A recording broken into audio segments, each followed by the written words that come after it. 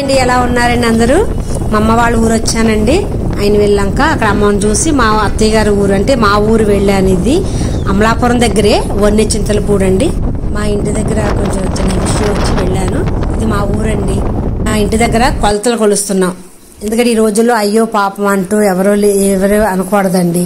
అన్నది మన ప్రాపర్టీ మనం కాపాడుకోవాలి. మన పెద్దవాళ్ళు మనం జాగ్రత్త పెట్టుకుంటే తర్వాత పిల్లలకి వెళ్తుంది. ఇది మా మామయ్య గారు ఏం చేశారంటే గోడ అక్కడ దాకా కట్టి ఏదో ఈశాన్యం బరువులు ఏదో చూసుకుంటారు కదా పెద్దవాళ్ళు, దాని గురించి చాలా ప్లేస్ వెనకాల వదిలేశారనమాట. చూడండి తాడు కనబడుతుంది, గ్రీన్ కలర్ తాడు.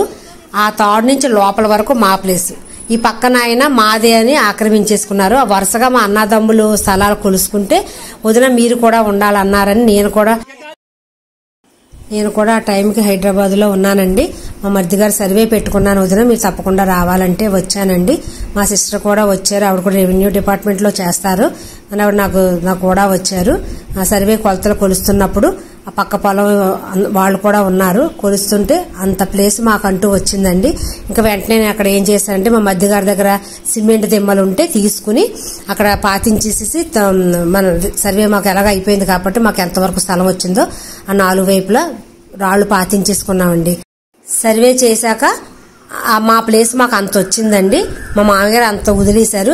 ఈ పక్క స్థలం అతను ఆక్రమించేసుకుందామని చూసేశాడు. అప్పుడు దాకా చాలా నోరు వేసుకుని గట్టిగా అరిశాడు.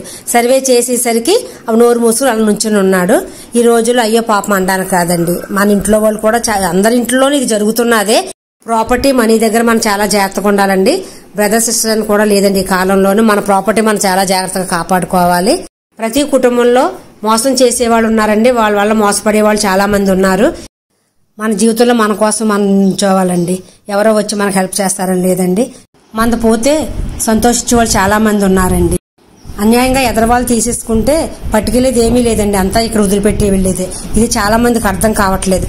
ఈ వీడియో కూడా మీతో షేర్ చేయాలనిపించిందండి. ఇదే కదండి సొసైటీ.